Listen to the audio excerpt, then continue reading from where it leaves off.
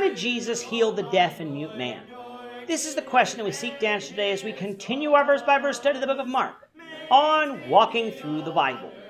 Of his word, the glory of his cross. If you have a Bible with you, you can turn to Mark chapter 7. We're going to be reading from verses 31 to 37.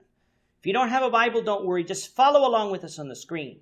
The version that we'll be reading from is the New King James Version. So, Mark chapter 7, beginning at verse 31. Again, departing from the region of Tyre and Sidon, he came through the midst of the region of Decapolis to the Sea of Galilee. Then they brought to him one who was deaf and had an impediment in his speech, and they begged him to put his hand on him. And he took him aside from the multitude and put his fingers in his ears, and he spat and touched his tongue. Then looking up to heaven, he sighed and said to him, Ephphatha, that is, be open. Immediately his ears were opened, and the impediment of his tongue was loosed, and he spoke plainly. Then he commanded them that they should tell no one. But the more he commanded them, the more widely they proclaimed it. And they were astonished beyond measure, saying, He has done all things well. He makes both the deaf to hear and the mute to speak. Some of the time in our studies of Mark, we aren't given time markers, and so have to harmonize the stories with the other Gospels to get a chronology. Such is not the case here, for Mark tells us that this story took place after departing from the region of Tyre and Sidon. How much time had elapsed, we're not sure, but suffice it to say, probably not that much time had elapsed. Once he left Tyre and Sidon, he came to the region of Decapolis, which is on the east side of the Sea of Galilee. Recall from chapter 5 that it was in this region that Jesus cast legion out of the man and into the pigs.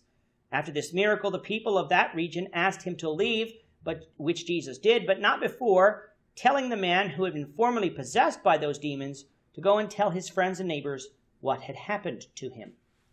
As we'll see again in Luke, this man had obviously obeyed Jesus, for this time when Jesus came to Decapolis, there were people to be healed there.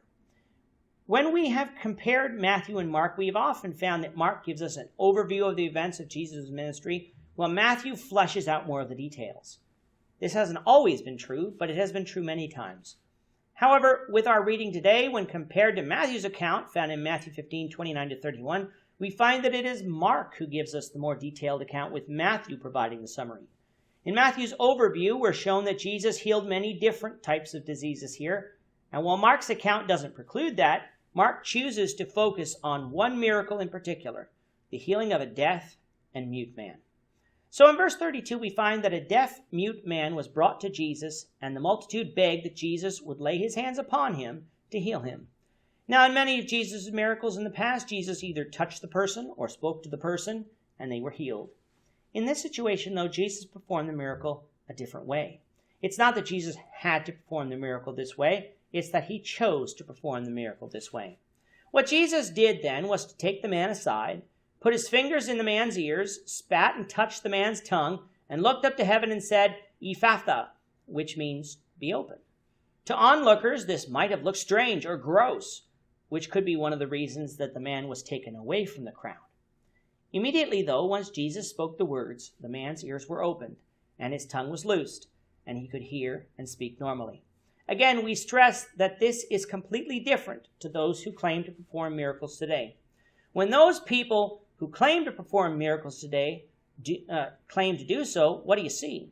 Well, you might see them doing something similar to what Jesus did here in touching the person that wants to be healed, but everything else is different. The faith healer of today does his miracles in large crowds, rarely in private.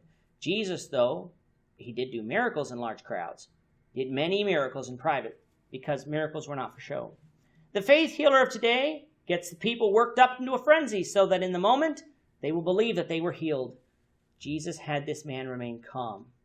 The faith healer of today will be calling out at the top of his lungs for a miracle to occur. Jesus here sighed, which means that he was relatively quiet when he called for the man's eyes and ears to be opened. The faith healer of today will usually push the person back, perhaps to get the person to feel as if the Spirit of God had come upon them to heal them. No such display is mentioned in this passage. And last and most important, the faith healer of today calls on people to have faith to be healed. Otherwise, the miracle won't work. In reality, the miracles never work, for faith healers don't have that power. But here in Mark 7, this miracle wasn't dependent on the faith of the man being healed. Jesus' miracles were simply direct and immediate. No effort required. Faith healers of today practice their craft on hidden diseases, for if they didn't, they'd be exposed for the frauds that they are. This man was clearly deaf and mute, and his friends knew that. Once Jesus performed the miracle, those ailments were gone, which caused amazement to the people.